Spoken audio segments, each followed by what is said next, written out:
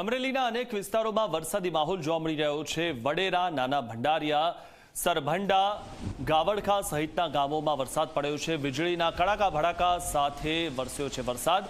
Bagasara highway પર ગાવડખા ચોકડી નજીક એક વૃક્ષ પણ ધરાશાયી થયું છે અને રસ્તા પર વૃક્ષ પડવાના કારણે વાહન વ્યવહારને તેની અસર થઈ હતી। ત્યારે બગસરા હાઈવે પર ગાવડખા ચોકડી નજીક એક વૃક્ષ પણ ધરાશાયી થયું હતું।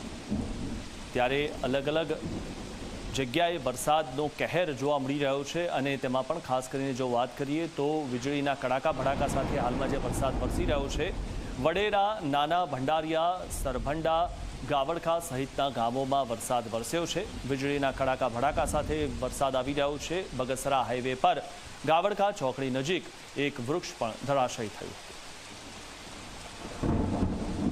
તો આ વિશે વધુ માહિતી મેળવી અમારા સંવાદદાતા કેતન બગડા પાસેથી। કેતન, જે રીતે હાલમાં વરસાદ જોવા મળી રહ્યો છે અને જે વાવાઝોડું છે તેની અસર જોવા મળી રહી છે, હાલમાં શું સ્થિતિ છે?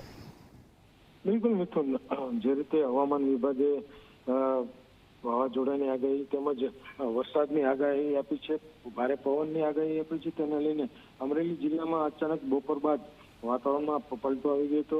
વાદળછાયું વાતાવરણ સમગ્ર અમરેલી જિલ્લામાં છવાઈ ગયું છે। તો અમરેલી જિલ્લાના અને અમરેલી તાલુકાના વડેરા, નાના ભંડારિયા, સરંબડા, ગાવડકા સહિતના જે ગ્રામ્ય વિસ્તારો છે તેમાં ધોધમાર વરસાદ પડ્યો હતો। વીજળીના કડાકા ભડાકા સાથે પવન સાથે વરસાદ થયો હતો। તો અમરેલી બગસરા જે સ્ટેટ હાઈવે છે ત્યાં ગાવડકા ચોકડી નજીક એક વૃક્ષ ધરાશાયી થયું હતું। આમ અમરેલી જિલ્લામાં વરસાદને લઈને પવન સાથે વરસાદ આવી રહ્યો છે। જી આભાર કેતન, માહિતી આપવા બદલ।